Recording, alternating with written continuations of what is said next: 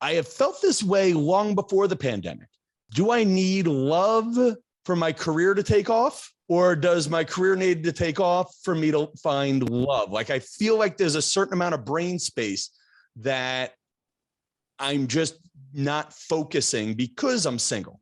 Or is it the other way around where I feel like I don't think I could date a proper Long Island girl until I'm a multi-billionaire, and that's why all my friends are divorced?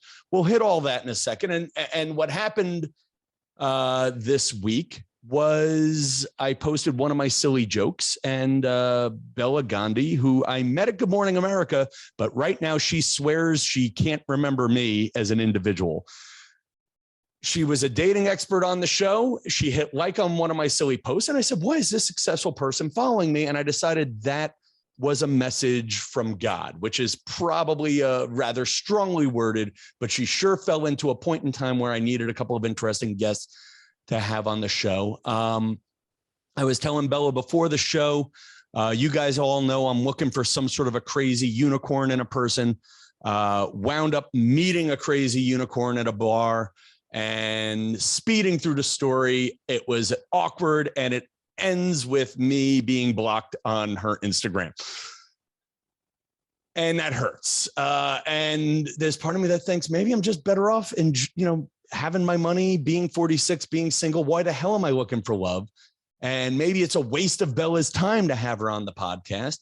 Or on the other hand is, what do I need for the breakthrough? So here we are, Bella. We've been talking for 20 minutes before I hit the record button. Let me get you. You own your own dating academy. You have a TED Talk that's going viral. What else does the audience need to know you're qualified to be here? So I started my company, Smart Dating Academy. First of all, it's a great pleasure to be here, Tom. You're awesome. You're hilarious. And the breakthrough is just around the corner. I started Smart Dating Academy almost 13 years ago because seemed like I had this knack for getting people out of bad, crappy relationships, breaking them through to get into good, happy relationships where I say you find the lid to your pot. So we're like personal trainers. We're a boutique service for people's love lives, because why go at it alone? Because it can feel lonely, it sucks, and you want to quit, or you keep doing the same stuff over and over again. So, by the way, the lid to the pot thing, somebody else who broke my heart back in 2012 used to use that as her expression. And I think that was her expression as she was breaking my heart. Don't worry. It wasn't me. It wasn't me. It wasn't me, but I wonder if you stole it from her. So, lid to a pot. Does every pot have a lid? Does every pot need a lid? Sometimes people just like to boil, like maybe I am meant to be a great single man, a great uncle, and die alone when nobody's looking. I really thought I was meant to die young too, by the way, which is probably a big part of why I never went looking for love. Listen, if you want love, then you're meant to find it. It's that simple. Like, nobody has to have a lidless pot if they don't want to. Do you need to have a lid to your pot?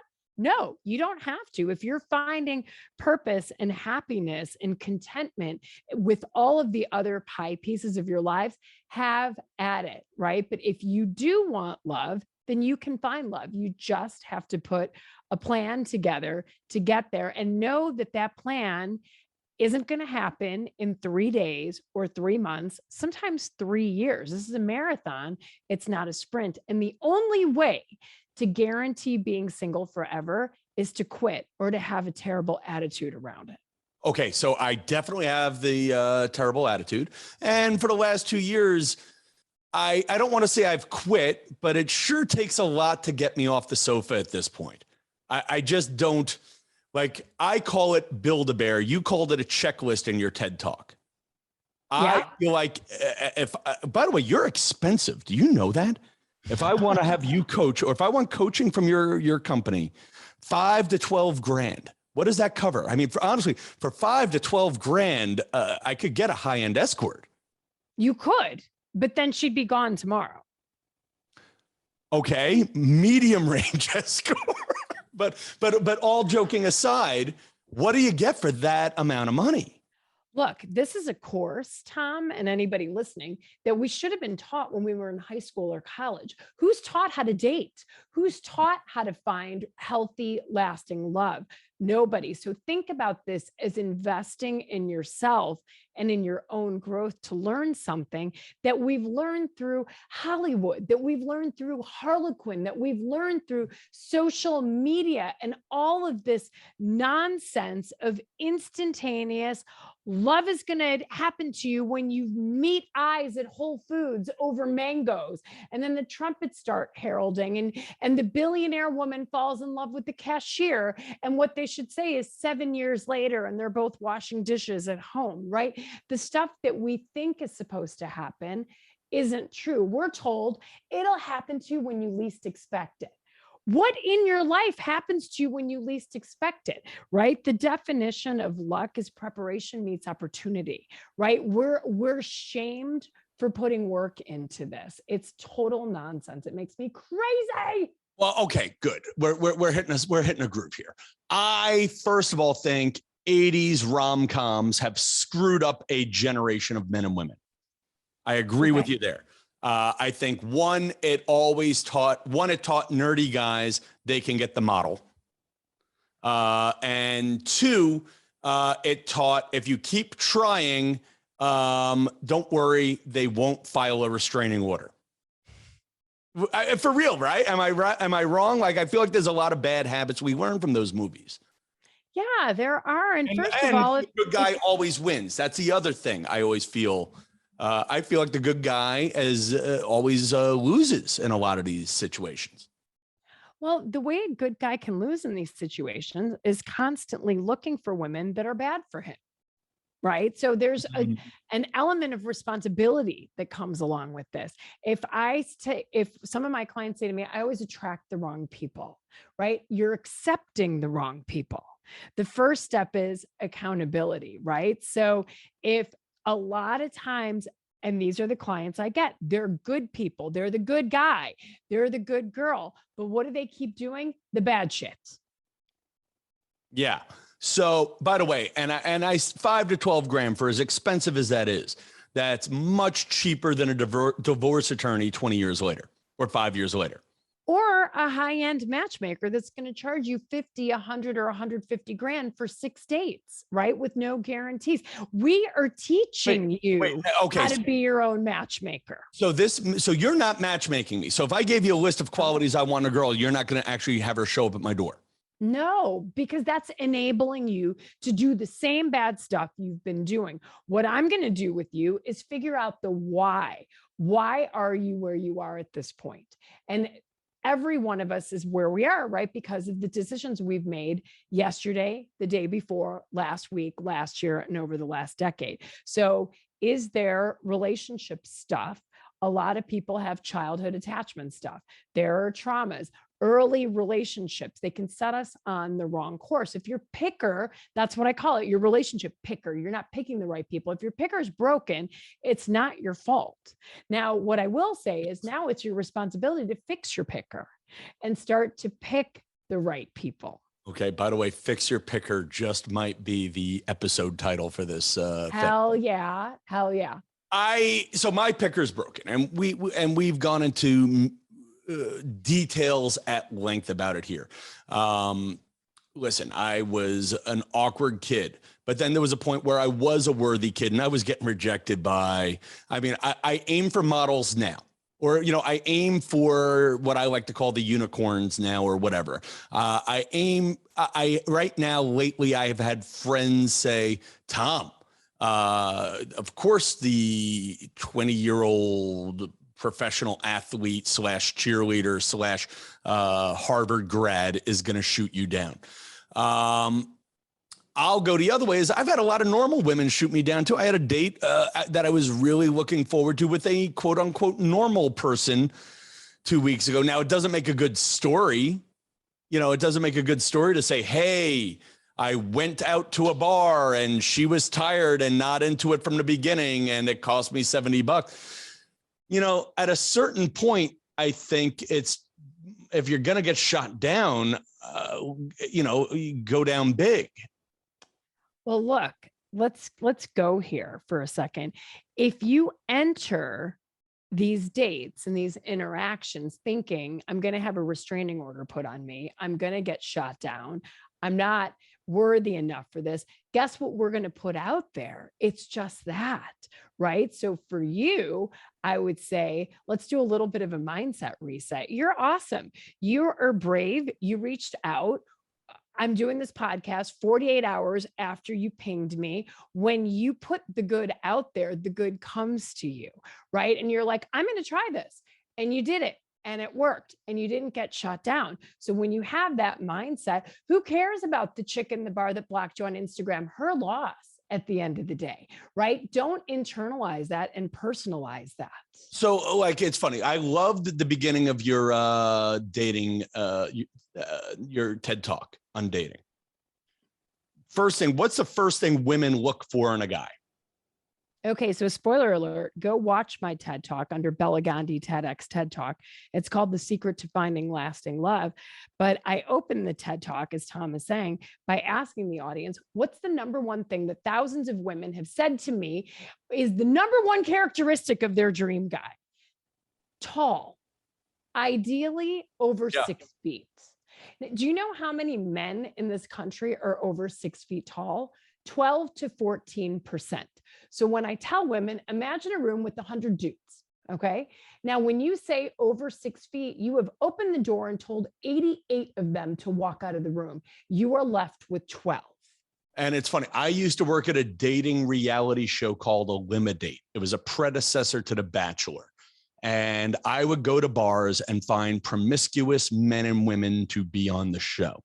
And every time I would find guys that looked like Tom Cruise. And they would say, yeah, we don't want Tom Cruise. We want LeBron James, because women won't fight over Tom Cruise.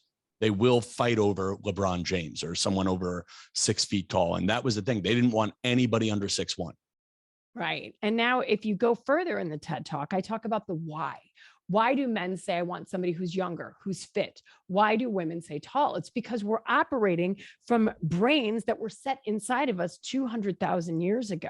This is evolution at play. 200,000 years ago, as a woman, I was the gatherer, you were the hunter. And what was going to ensure my survival? And by the way, we didn't live, the average age of mortality until the year 1900 was 30 years old. So I needed to maximize my odds to survive as a cave woman. So I'm going to choose, even before language, the big, strong, burly caveman that can sit in a tree and shoot the deer and then drag the deer and bring it home and cut it up and feed us. These are primal things that we choose for. And for men, the same thing. Why do men preference younger women, right? You said the 20-year-old I know why. Harvard grad. Mine is different than what you said in the TED Talk, though. But go with me for a second. Yes, ma'am. This is, you wanted cavemen, needed women that could bear several children, because most likely most of them were going to die. We didn't have epidurals. We didn't have hospitals, right? And so much of how we are attracted to people is actually wired inside of us. So when people say to me, I can't choose who I'm attracted to, BS, you can totally choose who you're attracted to. I can't decide if we should be fixing me or if we should be fixing America. You know, I think what I'll tell you will apply to you as well as to everybody, because I don't think you're any sort of a strange unicorn. You are a unicorn because you're amazing, but you're not any sort of an unsolvable crime or unsolvable mystery at the end of the day, right? I mean, most of us, there are tweaks that we can make. So number one, changing your mindset, right? My mindset that I have all of our clients adopt, and I welcome all of you listening to adopt the mindset of what I call psychotic optimism. Now, you note the word psychotic and note the word optimism. You're like, I noted it. And for those of you listening, Bella's eyes went to crazy psycho eyes too when she said psychotic. Yeah.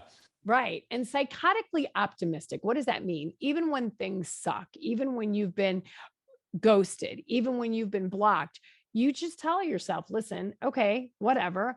But love is coming to me. It's a when, it's not an if. And you just keep going. You keep going. And so you don't crawl back into that cave 10 feet underground and sit there because a bad thing happened. You're like, nah, that's fine. I'm going to keep going because I know what's out there for me. I've got a crystal ball. Is this law of attraction sort of stuff? Are you talking here? Like, or are you talking Oprah the Secret here? Like Meeting Your Half Orange, which is a book someone floated to me last week. Is that what you're talking with your psychotic optimism? Yeah, believing that love is going to come to you. Right. And then you're going to do what it takes to get there. I'm like, yeah, you're going to have to date like hell to find that person. That's all you're going to have to do. You're going to have to try on lots of pairs of shoes to find on the pair that fits you perfectly. Right. And so knowing that, because what that does is it makes people stop quitting.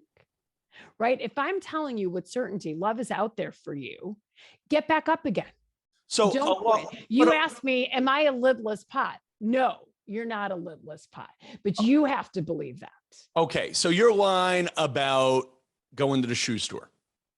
Okay. Here's the deal at this point. 45 and a half, single. I'm going to the shoe store. I'm the equivalent of a size 14 wide. And there's really not too many shoes left on the shelf. Okay. So, like you're saying, go date a lot.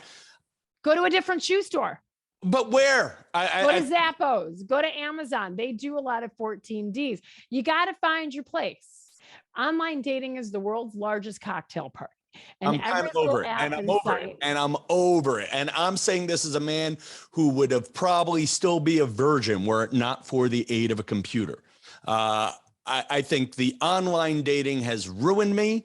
I think the problem with online dating is every time I see someone great, somebody else great pops up. And the other thing that's awful for me on online dating is I'll go through a month dry spell and then 5 great people will pop up at the same time and I'll end up dropping all 5 eggs.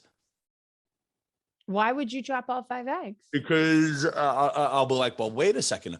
I like dating Bella. Bella's nice. But then again, I don't know. Holly and Nikki just popped up. Oh, they're both great. But oh, wait. Now there is Tina. Tina's kind of awesome. I don't know, but but there's this girl, Jen. She's all the way in Texas, but she's prettier. Oh, wait, oops. I didn't call back Holly fast enough. Oh, she's not into me anymore. All right, that's all right. I still got 4. Oh, wait. Well, Nikki just met somebody else while I was not returning the other one's calls because I was holding on hope for number 1. And then by the end of it, Right. And I love that you have a dating funnel, right? That's what I call it. And just staying on top of all of those things. You might have one that you like better, but this is like how you would manage a financial portfolio, right? If you came into $1 million, you're like, okay, how am I going to invest this? I'm not going to keep it all in cash. I'm not going to put it all in. I'm going to diversify it. So if something else goes up, something else goes down, I stay even and hitting my goals. A dating funnel is very much the same way. And what you were talking about is very much in line with what we do. Have 4 or 5 people in the equation. That way, if one ghosts, it doesn't hurt as much and you don't feel like you're starting from 0 again. All right. We're closing in on, we're way too long, and I feel like we have not come to the answers I'm looking for here. Short version of the podcast here. We agree the big thing we were talking about was fixing my picker. Yeah. What if the rest of me is broken too? Well, then that's what we do. And it depends on what is broken. Right. And that's the thing. And I don't think you're broken. You're a lovely, funny, smart human being. Right. And so maybe you just need your picker fixed. Right. And to build your dating confidence and to start picking the right people, which is going to fuel your dating confidence to have success. And give this a long game, man. There's no short game here. And what about what about people who quote unquote lower their standards and go out on dates just to try going out on dates? I think it's fine, right? You have to, in order to get over an aversion or a fear of something, you have to do the thing. If you're afraid of flying, you got to get on a plane at some point to overcome that. Using your line, is it fair for a woman who only dates guys over 6'1" to start going out with guys who are 5'7" just to see if she likes it, even though deep down she knows she doesn't? 100%. Is it fair to the 5'7" guy? It's so fair. It's fair to everybody because love will come to you. Chemistry doesn't have to happen right away, right? The more we get to know each other, the more we become physically attracted to each other. So is it fair for the 6'1" woman or the woman who wants a 6'1" guy? 150%. We have them say, look, if you're my size, if you're 5'2", 5'3", everybody's the same height lying down, is what I tell people. Okay. And just for the record, Tom disappeared from the screen at that moment. Everybody is the same height lying down. So get over it. Right. And it's the same. If you're going to be pissed off about a guy wanting somebody younger, then stop being a heightist. All right. Okay. We don't have this education. These aren't mandatory. There are going to be every now and then the unicorns. It's going to be like, I want what I want. And it's only going to be over 6 feet. I'm like, know that you're eliminating 90% of the population. Then don't complain that you're not getting good matches. And then what about, let's say, a 45-year-old who only wants to date women in their 30s? I would say, why? What's your why? The why is... And I'm making one up because I'm not completely opposed. I'm not completely opposed to age appropriate women, but it is a perk because they're younger, prettier, and you feel like they have other options when that they're picking you rather than settling for you.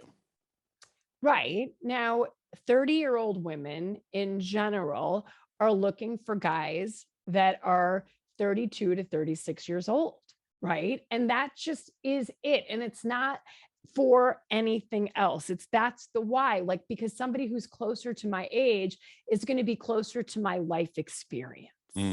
They're going to be at the same level. We'll probably both never have been married. Maybe we're just, kind of rising in our careers. Maybe we both want to move to this place, right? So when you were more similar in age, there's something to having similar life experiences. So to your point, and there you go. So there you go. I think you hit exactly why I don't like women my own age anymore, is I feel like my life experiences really never matured post 35. I'm in the apartment I moved into when I was 32. Yeah. I never did have the kid or anything like that. So I do feel like to a certain degree, life experience wise, I'm not 45. I feel 45 now, but up until a year or two ago, I did not feel my age. Pre-pandemic, I was a 43-year-old who felt like he was 36. Now I am a 45-year-old who feels 72. So let's stick with 45. I would tell you, I'm not here to tell you what to do and not to date 30-year-olds or 25-year-olds or 35-year-olds. I'm saying, where are your odds best? And so I would say, how about we say 35 to 45 is your age bracket, and be open to people just like you would want them to be open to you. Not every woman is going to want you to come in there and rescue her from the quarterback that cheated on her and pay for her kids to go to college, right? That is certainly one type, but be broad and be open, because what did I tell you? Love will always come to you in an unexpected package. So you've got nothing to lose to increase. Every year we go up in age. For women, every inch we come down from 6 feet. The more amazing potential matches come into your inbox and into your life. You're telling me I should be looking for a 73-year-old woman? You could. I'm not sure how much you'd have in common with her. She would think you were the young whippersnapper. So there you go. Yeah. But I think if you emailed a 72-year-old, she'd be like, what the hell is this guy doing? He must be confused. He didn't look at my age. I mean, I know I'm a super hot 73-year-old, and she won't message you back either. All right. I could talk to you for hours, and I'm letting you out on a punchline. Maybe would you do this again with me? I don't know how, I don't know what you'll fix or what I need you to fix, but would you do this again with me down the road? Absolutely. All right. So listen, all of the big links will be in the show notes, especially to the TED Talk, which I think is Yeah, very useful, and you don't have me interrupting. So it's a great TED Talk. And folks, 3 days a week. If you like the episode, share it with a friend. Until next time, good night, New York.